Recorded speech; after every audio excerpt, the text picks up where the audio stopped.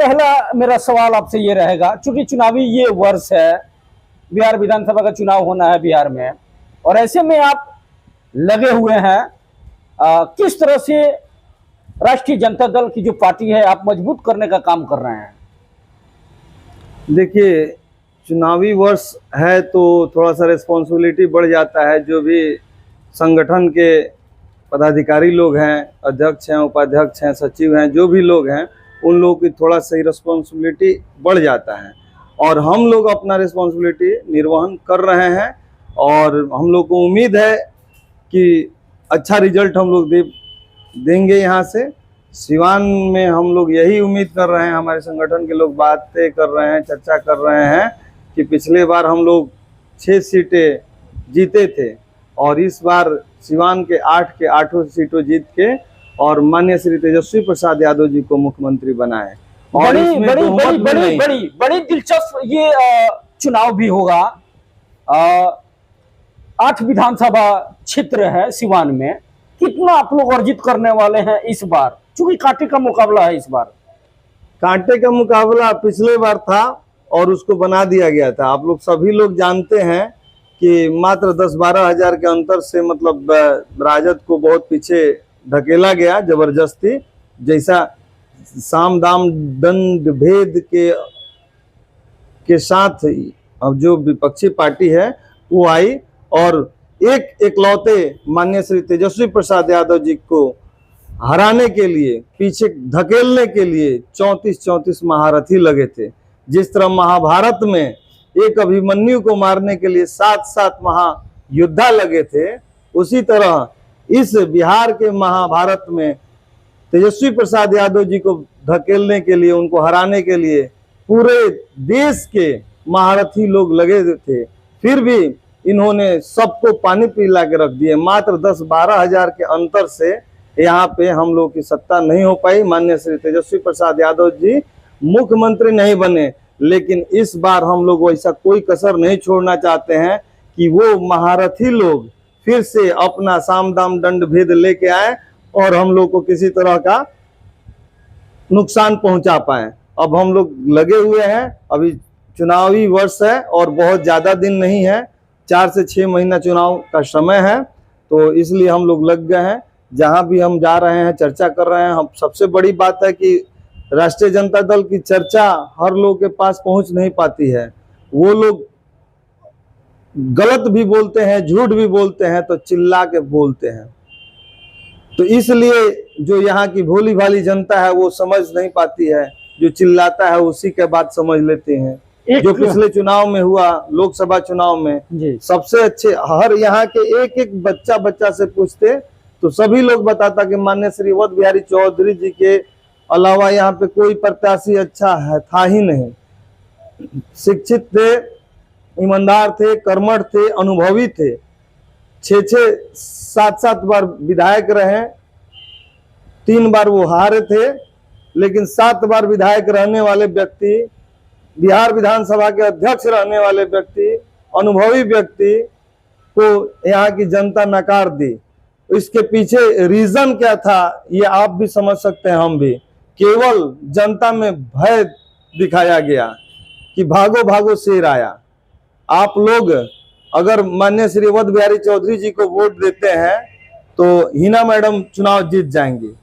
तो यही मतलब नैरेटिव सेट किया गया लोगों के दिमाग में। तो मैडम को हराने के लिए लोग विजय लक्ष्मी कुशवाहा जी को वोट दे दिए, उनके तरफ लोग चले गए, जी उधर चले गए।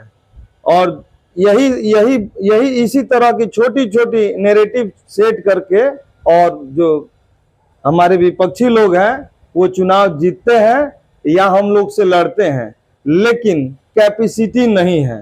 कैपेसिटी अगर रहता तो वो अकेला मैदान में होते, बीजेपी अलग लड़ती, राष्ट्रीय जनता दल अलग लड़ती और नीतीश की पार्टी जेडीयू अलग लड़की। एक सवाल आपसे मेरा रहेगा, प्रतिपक्ष के जो नेता हैं आपके तेजस्वी प्रसाद यादव हैं, ये लगातार ये दावा करते हैं, ये बात बोलते हैं कि हमारी जो पार्टी है MY की पार्टी है, ये बात वो बोलते हैं।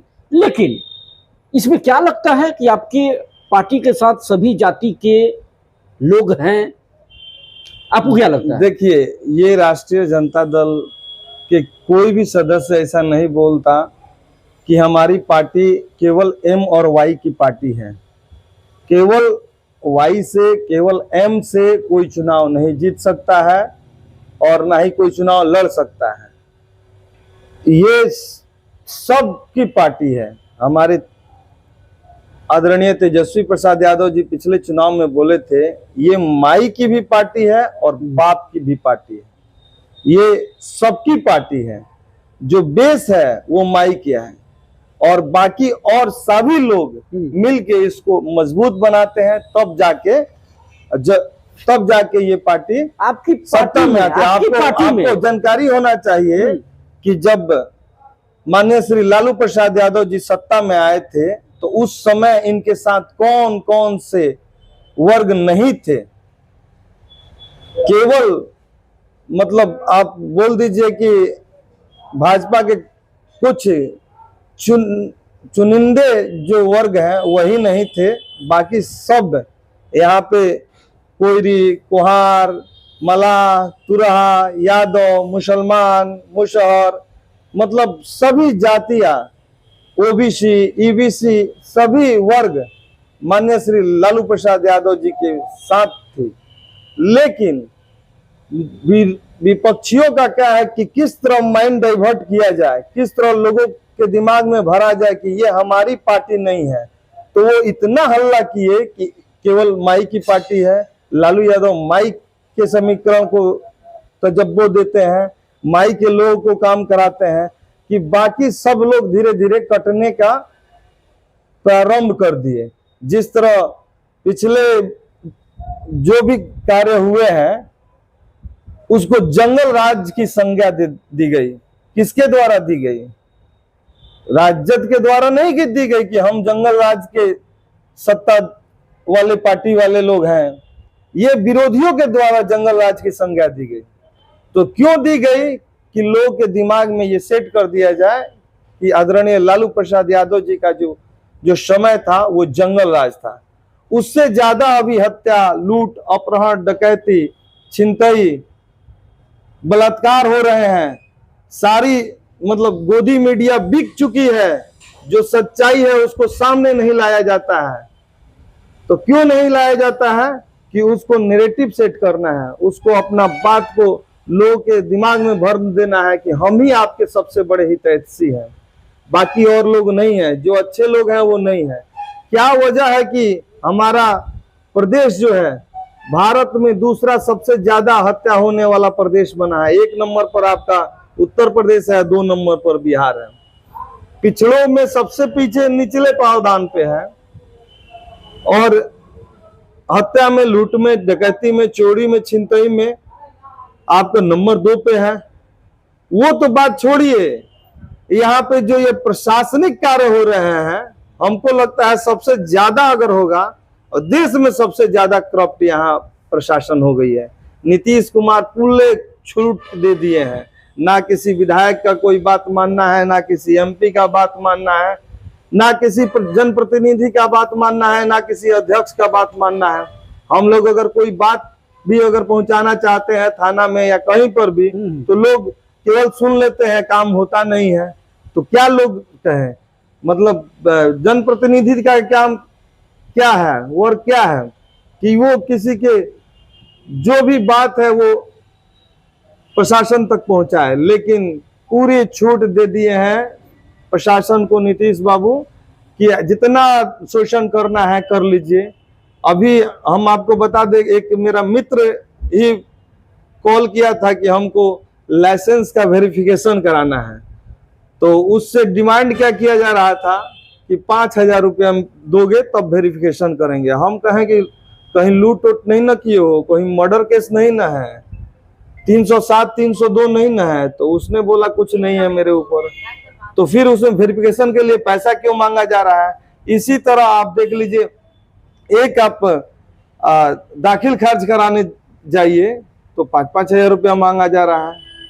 जो 500-700 रुपये काम होने वाला है 5-5 हजार रुपये मांगा जा रहा है। ये ऑटो रिक्शा वाले बैटरी रिक्शा जो चला रहे हैं वो समझिए कि सबसे निचले पायदान के लोग हैं, जो रिक्शा छोड़ के ऑटो रिक्शा जैसे तैसे जहां तहां से पैसा लेके रिक्शा खरीद लिए हैं। एजेंसी वाला उसको नंबर प्लेट नहीं दिया, पैसा ले लिया, नंबर प्लेट अगर 10 दिन 5 दिन अगर डिले करके देता है, वो गाड़ी नया गाड़ी है, उत्साह में तो गाड़ी रोड पे लेके चला आया कि चलो हम पैसा देके खरीदे हैं, चोरी तो किए नहीं है, और बिना नंबर प्लेट का लेके चला तो उसपे कितना फाइन होता है? 25,000। कितना फाइन होता है? 50,000। रोकेंगे। विपक्ष दल की जो पार्टी है ये भी लगातार कहती है कि अभी तेजस्वी प्रसाद जो यादव है अभी युवा है, अभी वो सीखना है उनको। अभी विपक्ष अगर कह रही है सीखने के लिए तो 2 बार वो रहे उप मुख्यमंत्री, दोनों बार वो कार्य किए हैं। विपक्षी लोग कहते हैं कि तेजस्वी प्रसाद यादव जी का बात मत कीजिए, उनको अगर हम लोग टारगेट करेंगे तो हम लोग का नुकसान होगा। आपको वीडियो नहीं देखे होंगे जिसमें हमारे सम्राट चौधरी जी और बहुत सारे भाजपा के लीडर लोग बैठ के डिस्कस कर रहे हैं कि हम लोग को टारगेट कहाँ करना है, केवल माननीय श्री लालू प्रसाद यादव जी को।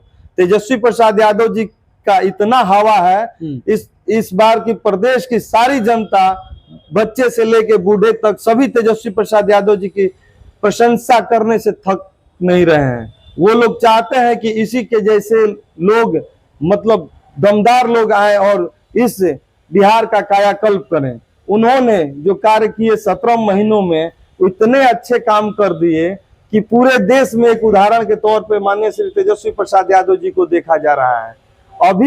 अभी वो जो योजनाएं लेके आए हैं, माई बहन मान योजना, 2500 रुपया प्रति महिला को प्रति माह देने का वो जो वादा किए हैं, गैस सिलेंडर का दाम 500 रुपया करने का वादा किए हैं, बिजली बिल 200 यूनिट प्रत्येक घर को 200 यूनिट फ्री करने का उन्होंने जो वादा किए हैं, लाखों लाखों युवाओं को रोजगार देने का बात किए हैं, फैक्ट्रियां लगाने के काम बात किए हैं। तो वो जो भी बोले हैं वो करते हैं। इसलिए प्रदेश की जनता, प्रदेश का बच्चा बच्चा चाहता है कि इस बार तेजस्वी सरकार। चलिए बात करेंगे, अलावा कोई बात नहीं। आप चूंकि अवध बिहारी के काफी आपके नेता हैं, अवध बिहारी चौधरी हैं, क्या लग रहा है? चूंकि लोकसभा की अगर बात की जाए तो करारी उन्हें हार मिली थी, करारी शिकस्त उन्हें झेलनी पड़ी, लेकिन इस बार मोमेंटम क्या लग रहा है विधानसभा की अगर बात किया जाए? देखिए, लोकसभा में हम लोग इसे उम्मीद नहीं किए थे, लेकिन आपको पहले ही मैंने चर्चा कर दिया था कि वो जो स्ट्रेटेजी जो विपक्ष वाले सेट करते हैं वो इसी तरह का नैरेटिव सेट करते हैं। जैसे उधर एक 2 यादव को दिखा दिए कि 2 यादव लड़ रहे हैं, उनका वोट डिस्ट्रीब्यूट हो जाएगा, मैडम का और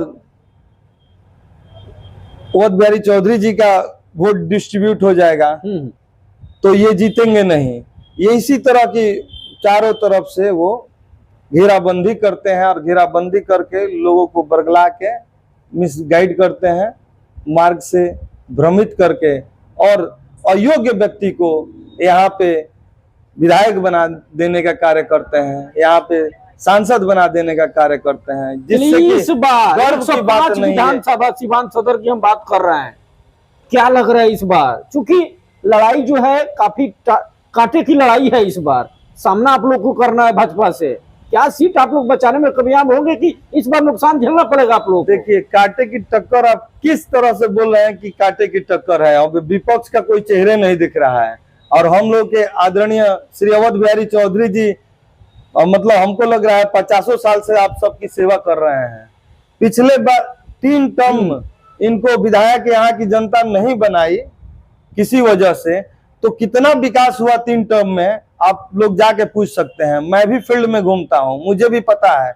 जहां कोई शिकायत करता है, शिकायत तो भगवान राम जी का भी लोग कर देते हैं, कि शिकायत तो किसी का लोग कर सकता है, हमारा भी कर सकते हैं, आपका भी कर सकते हैं, लेकिन उन्हीं से पूछा गया कि ठीक है, अगर इन्होंने काम आपके क्षेत्र में नहीं किया है तो आपने 3 टर्म जिनको बनाया था विधायक, क्या उन्होंने कोई काम करके दिखाया?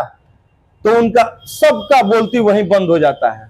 जहां पूछ दीजिए कि 3 टर्म आप उनको बनाए थे, क्या उन्होंने कितना काम किया? जितना आप उम्मीद करते हैं उससे ज्यादा काम किए थे, तो सब लोग चुप हो जाता है। तब वो कहते हैं कि नहीं, आजादी के बाद अगर कोई हमारे गांव में कोई कार्य कराया है तो माननीय श्री अवध बिहारी चौधरी जी।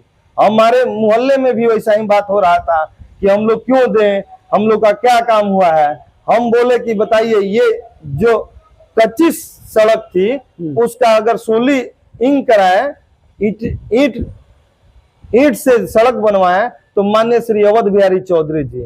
वोट देने में तकलीफ होती थी तो स्कूल बनाया गया, तो वो किसने बनाया? तो माननीय श्री अवध बिहारी चौधरी जी। नाली बनाए थे तो किसने बनाया? तो माननीय श्री अवध बिहारी चौधरी। तो उन्होंने जो कार्य किए उसके अलावा कोई कार्य नहीं किया।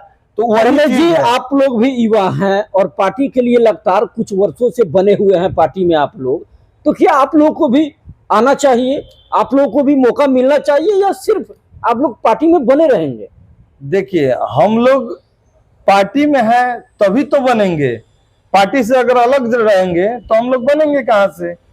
हम लोग, ऐसा नहीं है कि हम लोग बनने का ऑप्शन नहीं है, लेकिन अब आप लोग कहिएगा कि नहीं एक ही पोस्ट के लिए आप लोग सब लोग लड़िए, तो ये तो फूट डालो और राज करो वाली नीति होगा कि फूट दो चार लोग पार्टी जो है परिवार पार्टी है, ये परिवार वाली पार्टी है। ये पार्टी परिवारवाद पे चलती है, तो बाकी पार्टी किस पे चलती है? ये बताइए। आप अगर काम कर रहे हैं तो आप किसके लिए कर रहे हैं? और लोकतंत्र में परिवारवाद का बात ही कैसे उठता है? अगर परिवारवाद जनता के नजर में, मतलब जनता यहाँ की मालिक है, उसके नजर में परिवारवाद गलत है तो जनता उनको नकार दे। परिवारवाद की बात ही कहाँ है? रहा बात की इसमें बहुत सारा पोस्ट है, आप जिसको जितना कैपेसिटी है वो तो लड़ेगा। चेयरमैन का है, विधायकी का है, सांसदी का है, जिला परिषद है, कोऑपरेटिव का चेयरमैन है। आप किस लायक हैं और कितना मेहनत कर रहे हैं पार्टी का, तो पार्टी हर व्यक्ति पे एक एक बिंदु पे ध्यान। इंजीनियर रमेश कुमार का विजन क्या है भविष्य में पार्टी के साथ? पार्टी के साथ मैं पहले लोगों का सेवा करना चाहता हूं। अगर जनता जनार्दन ईमानदारी से समझ ले कि मैं क्या हूं और किस लिए लड़ रहा हूं और पार्टी के साथ क्यों जुड़ा हूं, हमको समाजवाद स्थापित करना है, हमको लोगों की सेवा करना सबसे बड़ा मेरा उद्देश्य है। मैं आदमी अपना सेवा तो हर व्यक्ति कर लेता है, यहाँ तक कि जो जीव जंतु है वो भी अपना सेवा करते हैं, अपना पेट पालन कर लेते हैं। हमारा भी फैमिली बैकग्राउंड ठीक रहा है तो दाल रोटी तो नहीं घटेगा, लेकिन मैं चाहता हूं कि जितने ज्यादा लोगों से जुड़ूं, जितने ज्यादा लोगों के लिए मैं मतलब उपयोग में आ सकूं, उतना मेरा जीवन सार्थक होगा। इस धरती पे आने का हर व्यक्ति का अपना अलग अलग उद्देश्य होता है। मैं ईश्वर से यही कामना करता हूं, यही प्रार्थना करता हूं, हे ईश्वर आपने मुझे जिस वर्क के लिए भेजा है, जिस कार्य के लिए भेजा है, उसमें हमको सफल बनाइएगा कि मैं वहां आके आपको जवाब दे सकूं कि मैंने जिस कार्य के लिए धरती पे गया था वो कार्य करके ईमानदारी से आया हूं।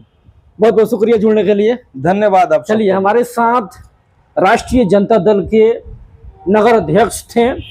इनके कंधों पे बहुत बड़ा जिम्मेवारी रहता है, जिनका निर्वाह ये बड़ी एक अलग अंदाज में करते हैं। देखा जाए तो ये अभी से ही लग गए हैं, संगठन को मजबूत करने को लेकर के ये लगे हुए हैं। अब आने वाला वक्त तय करेगा कि संगठन का कितना लाभ पार्टी में पहुंचता है, ये देखना दिलचस्प होगा। फिलहाल आपकी राय क्या है आप भी कमेंट बॉक्स में लिख सकते हैं पार्टी को लेकर के। बने रहे आगे की खबरों के लिए, तब तक आप